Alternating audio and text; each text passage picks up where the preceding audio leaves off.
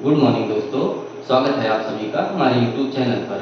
आज हम लोग सेंस ऑर्गन का एक भाग पढ़ेंगे जिसका नाम है ईयर। सेंस ऑर्गन में टोटल 5 भाग होते हैं, 4 हम लोगों ने पढ़ लिया है और आज हम 5वां पार्ट पढ़ेंगे जिसका नाम है ईयर, कान। अच्छा, हमारे देखेंगे टोटल कान में कितने भाग होते हैं, उनके अंग क्या क्या होते हैं तथा हमारा कान फंक्शन कैसे करता है। तो हम शुरू करते हैं ईयर।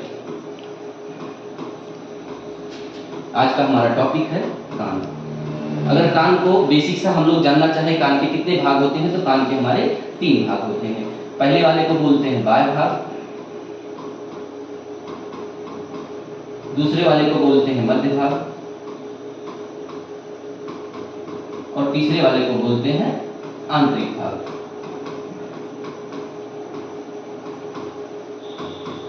बेसिकली हमारा कान 3 भागों में बटा होता है, बाह्य भाग, मध्य भाग और आंतरिक भाग। उसके आगे हम पढ़ते हैं, देखते हैं कान का स्ट्रक्चर क्या होता है। एक बार हम लोग स्ट्रक्चर समझने की कोशिश करते हैं।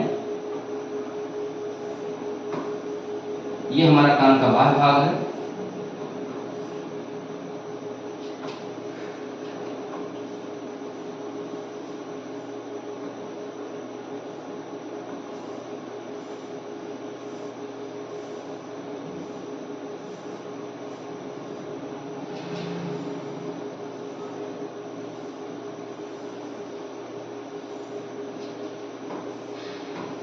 अभी हम लोग केवल कान के स्ट्रक्चर के बारे में जानना चाहेंगे, ठीक है। अगर मैं बोलूं इनके नाम के बारे में कि इसका नाम है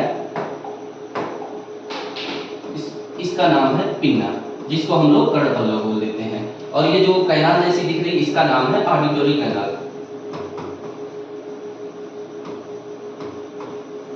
उसके बाद इस वाले हिस्से का नाम है एयर ड्रम। इसके बाद इस पूरे को पूरे भाग को हम लोग क्या बोल देते हैं, बाह्य भाग। क्योंकि हम लोगों ने देखा कान के 3 भाग होते हैं, इसमें से बाह्य भाग जो होता है उसमें हमारा पिन्ना आता है, कर्णपल्लव आता है, ऑडिटरी कैनाल आता है, उसके बाद आता है तीसरा भाग एयर ड्रम। अच्छा, ज्यादातर लोगों को आज तक ये पता होता कि एयर ड्रम हमारे कान के आंतरिक भाग का हिस्सा है। ऐसा बिल्कुल नहीं है, हमारे बाह्य भाग का हिस्सा है एयर ड्रम। तो अगर हम लोग इतना जानना चाहें हमारे बाह्य भाग में क्या क्या आते हैं, हमारा पिन्ना आता है, हमारा ऑडिटरी कैनाल आता है, हमारा एयर ड्रम आता है। उसके बाद हम लोग आगे बढ़ते हैं, हम लोग देखते हैं आंतरिक भाग में क्या क्या आता है। आंतरिक भाग में हमारे कान की 3 हड्डियां पाई जाती हैं जिनको हम लोग आंतरिक भाग बोलते हैं। अच्छा, इनके नाम के बारे में हम लोग चर्चा करें। इसको बोलते हैं, तीनों हड्डियों को आंतरिक भाग। आंतरिक भाग में कान की 3 हड्डियां पाई जाती हैं और इन हड्डियों के नाम के बारे में हम लोग जानना चाहें। एक का नाम है मैलियस, दूसरे का नाम है इनकस और तीसरे का नाम है स्टेपीज। यहाँ से एक सवाल आपके लिए बन के आता है कि हमारे शरीर की सबसे छोटी हड्डी कौन सी होती है। तो यहाँ से हमारे शरीर की जो सबसे छोटी हड्डी होती है उसका नाम है स्टेपीज। वन लाइनर क्वेश्चन में आपसे बहुत बार छोटे एग्जामों में पूछा गया होगा कि हमारे शरीर की सबसे छोटी हड्डी का नाम बताइए, या फिर पूछ लेता है कि स्टेपीज की हमारी अवस्थिति कान में कहाँ होती है। तो अगर आपसे घुमा के भी सवाल एग्जामिनर पूछता है कि स्टेपीज की अवस्थिति कहाँ होती है तो आपको सीधा सा जवाब देना है, हमारे कान के आंतरिक भाग में स्टेपीज की अवस्थिति होती है। अच्छा, इन तीनों के सम को क्या बोलते हैं, मतलब जैसे होता है किसी चीज का समूह, ये 3 हड्डियों का समूह है, इन तीनों हड्डियों को समूह को बोलते हैं ऑसिलस। इन तीनों हड्डियों को समूह को हम लोग क्या बोलते हैं, ऑसिलस बोलते हैं। उसके बाद चलते हैं हम लोग, ये लास्ट में जो बचा हिस्सा है उसको हम लोग क्या बोल देते हैं, पूरे को आंतरिक भाग। अब आंतरिक भाग के अंगों का नाम देख लेते हैं हम लोग। इस वाले पूरे के पूरे हिस्से को हम लोग क्या बोलते हैं, कोकिला। ठीक, इस पूरे के पूरे हिस्से को कोकिला बोल देते हैं। अच्छा, इस कोकिला में हमारा होता है फ्लूइड होता है, और फ्लूइड होता है, इन्हीं फ्लूइड से हमारा जुड़ा होता है नर्व सेल, और ये नर्व सेल सीधे जुड़ी होती हैं ऑडिटरी नर्व से।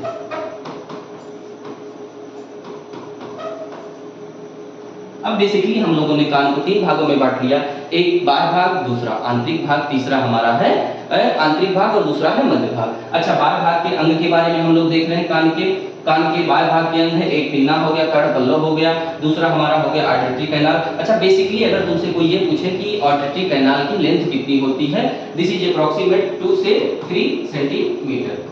हमारे ऑडिटरी कैनाल की जो लंबाई होती है अप्रॉक्सीमेट 2 या 3 सेंटीमीटर की अप्रॉक्स होती है। उसके बाद बाहर भाग में एक और अंग आता है जिसका नाम है एयर ड्रम, इसको बोलते हैं कान का पर्दा। उसके बाद चलते हैं हम लोग आंतरिक भाग में। आंतरिक भाग में बेसिकली हमारी 3 हड्डियां पाई जाती हैं, तीनों के नाम अलग अलग हैं।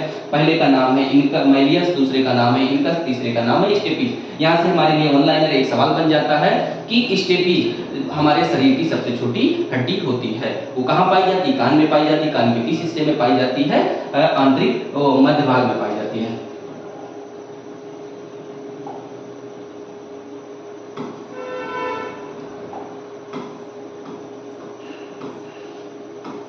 जो हमारी हड्डियां होती हैं मध्य भाग में पाई जाती हैं। मैंने बोला तो सही लेकिन लिख दिया था गलत, यहाँ से इसको सुधार करते हैं हम लोग। हमारे जो ये हड्डियां तीनों पाई जाती है, कान की हड्डियां कौन से भाग में पाई जाती है? मध्य भाग में पाई जाती है। एक का नाम है मैलियस, दूसरे का नाम है इनकस, तीसरे का नाम स्टेपीज। अच्छा, इन तीनों हड्डियों के समूह को क्या बोलते हैं? ऑसिलस बोलते हैं। उसके आगे हम लोग चलते हैं। उसके आगे हम लोगों ने देखा एक कोकिला पाया जाता है। ये वाला हिस्सा टोटल मिला के क्या बोला जाता है? कोकिला बोला जाता है। और कोकिला में ही पाया जाता है फ्लूइड पाया जाता है, इस फ्लूइड में पाया जाता है नर्व सेल पाई जाती हैं, और ये नर्व सेल सीधे जुड़ी होती है ऑडिटरी नर्व से। अच्छा, हम लोगों ने देख लिया कान के अंग क्या क्या हैं, उनके नाम क्या क्या हैं, और इनसे जुड़े सवालों को हम लोगों ने समझा। अब हम लोग देख लेते हैं कि इनके फंक्शन क्या है, ये वर्क कैसे करता है। तो हम अगर बाहरी भाग की बात करें, ये हमारा जो बाहर भाग है कान का।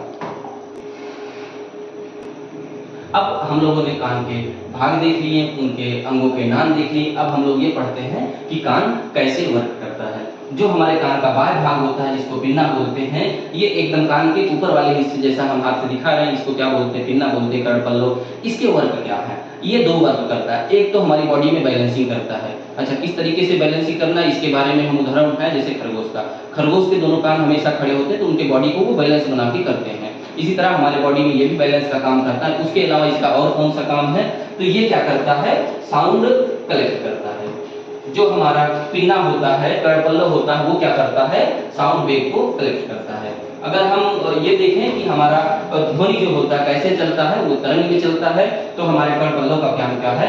ये साउंड को कलेक्ट करता है, वेव को, साउंड के वेव को कलेक्ट करेगा। उसके बाद इसका एक और काम होगा, ये क्या करेगा? इस वेव को कहां से गुजार देगा? हमारे ऑडिटरी कैनाल से गुजार देगा। हम लोगों ने कर्णपल्लव के 2 काम देखे, एक तो ये बैलेंस करता है, उसके बाद कलेक्ट करता है ध्वनि के वेव को, और ध्वनि को वेव को कलेक्ट करने के बाद ये कहां से इसको गुजार देता है? ऑडिटरी कैनाल से। अब जैसे ही ऑडिटरी कैनाल में ध्वनि की वेव आती है, उसके बाद ये पहुंचती है कहां पे? एयर ड्रम में। अब एयर ड्रम का काम क्या होता है? इस ध्वनि के वेव से आने के बाद ये अपने आप में कंपन करने लगती है, और कंपन करके ये इस ध्वनि को गुजार देती है कहां पे? इन तीनों हड्डियों में। आंतरिक भाग में पहुंच जाता है ध्वनि की वेव। आंतरिक भाग में पहुंचने के बाद ध्वनि की वेव का जो एम्पलीफायर होता है, इनको इंक्रीज कर देता है कौन? वेव के एम्पलीफायर को इंक्रीज करने का काम ये हमारी तीनों हड्डियां करती हैं। तो हमने देखा ध्वनि साउंड की वेव आई कर्णपल्लव पे, कर्णपल्लव ने इसको कलेक्ट किया, इसको ऑडिटरी कैनाल में गुजारा, उसके बाद ये पहुंची आंतरिक भाग में। आंतरिक भाग में 3 हड्डियां पाई जाती हैं। इन्होंने क्या किया? इस जो वेव आई थी इनका एम्पलीफायर बढ़ा दिया। अब एम्पलीफायर बढ़ने के बाद ये सीधे पहुंच जाती है कोकिला में। कोकिला का काम क्या होता है? इसमें फ्लूइड होता है, ये इस पूरे तरंग को, जिसका एम्पलीफायर बढ़ चुका है, कोकिला इसके तरंग को और बढ़ाती है, और बढ़ाने के बाद ये इसको कन्वर्ट कर देती है इलेक्ट्रिक वेव में।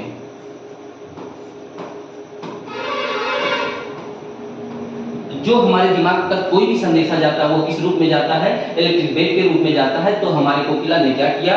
जो संदेशा वेव आया था उसको क्या कर दिया? इलेक्ट्रिक वेव में कन्वर्ट कर दिया। इलेक्ट्रिक वेव में कन्वर्ट करने के बाद इसी हमारे कोकिला से जुड़ा होता है क्या? Nerve cell.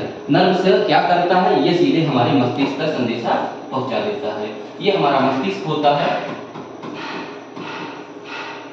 मस्तिष्क होता है। तो ये जो नर्व सेल होती हैं, ऑडिटरी नर्व सेल होती है, ये क्या करती हैं? जो वेव ध्वनि की आती हैं वो इलेक्ट्रिक वेव में कन्वर्ट हो जाती है, और हमारी नर्व्स की द्वारा, नसों के द्वारा कहां पहुंच जाती हैं? मस्तिष्क तक पहुंच जाती हैं। कहने का मतलब किसी चीज को जब हम बोलेंगे वो पहले ध्वनि में कन्वर्ट हो जाएगी, ध्वनि में कन्वर्ट होने के बाद वो आएगी एयर ड्रम में, एयर ड्रम से गुजर के कहां जाएगी? हमारे आंतरिक मध्य भाग में जाएगी। मध्य भाग जिसकी तीनों हड्डियां क्या करती हैं? इनके एम्पलीफायर को बढ़ा देती हैं। एम्पलीफायर को बढ़ाने के बाद ये पहुंचती है कोकिला में। कोकिला का काम क्या है? इनके एम्पलीफायर को और बढ़ाने के बाद इनको कन्वर्ट कर देना किसमें? इलेक्ट्रिक वेव में। इलेक्ट्रिक वेव में कन्वर्ट करने के बाद ये सीधे नर्व सेल के द्वारा हमारे मस्तिष्क पर चली जाती है। कहने का मतलब अगर कोई मेरा नाम लेके बुला रहा है उधर से शिवम, तो ये क्या होगा, सबसे पहले कन्वर्ट हो जाएगा किसमें, इलेक्ट्रिक वेव में। इलेक्ट्रिक वेव में कन्वर्ट होने के बाद ये पहुंचेगा हमारे एयरड्रम में। ये क्या करेगी, कंपन के जरिए इन वेव को हड्डियों तक पहुंचा देगी। हड्डियों का काम क्या होता है, ये इनके वेव को, एम्पलीफायर को बढ़ा देती है। एम्पलीफायर के बढ़ाने के बाद ये छोटी हड्डी हमारी जो स्टेपिज जुड़ी है वो किससे जुड़ी होती है, हमारे कोकिला से। ये क्या करती है, इनको इलेक्ट्रिक वेव में कन्वर्ट करती है। इलेक्ट्रिक वेव में कन्वर्ट करने के बाद ये हमारे फ्लूइड, और फ्लूइड से जरिए नर्व सेल होती है। नर्व सेल से हमारा जुड़ा होता है हमारा ऑडिटरी नर्व। ये ऑडिटरी नर्व सीधे हमारे साउंड वेव को लेके जाती है हमारे मस्तिष्क का, हमको सुनाई देता है कि किसी ने हमारा नाम लेके बुलाया है। तो दोस्तों हम लोगों ने बहुत आसान भाषा में सेंस ऑर्गन का एक पार्ट डिस्कस किया जिसका नाम था कान। कान के हम लोगों ने अंग देखे, उसके कौन कौन से अंग होते हैं। बेसिकली ये 3 भागों में बटा होता है, बाह्य भाग, मध्य भाग, आंतरिक भाग। बाह्य भाग में होता है कर्णपल्लव होता है, ऑडिटरी कैनाल होती है जिसकी लंबाई होती है लगभग 2 से 3 सेंटीमीटर, और होता है ईयरड्रम। मध्य भाग में पहुंचते हैं, इनमें बेसिकली 3 हड्डियां पाई जाती हैं, तीनों के नाम माइलियस, इंकस और स्टेपीज। स्टेपीज हमारी बॉडी की सबसे छोटी हड्डी होती है। ये क्या करती है, ये ध्वनि के वेग के एम्पलीफायर को बढ़ा देती है। हम तीसरे भाग में पहुंचते हैं, आंतरिक भाग में।